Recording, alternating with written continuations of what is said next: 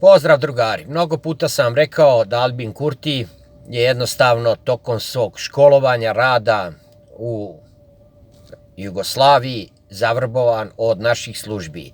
Sada ćemo da vidimo šta se dešava jer jednostavno i ostalim Albancima je to jasno kao dan da Albin Kurti radi za naše službe. Kako su to otkrili? Pa Haradina jednostavno u jednoj običnoj kontroli policije nađeni u autu sa 5 Srba.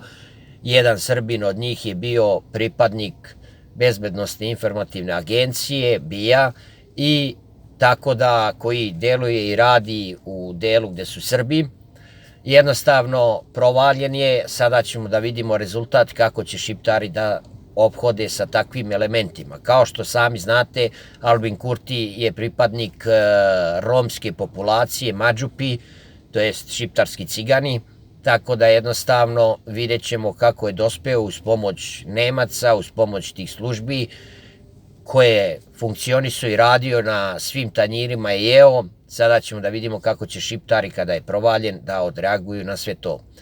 Veliki pozdrav za vas i koristite isključivo srpske proizvode. Živeli!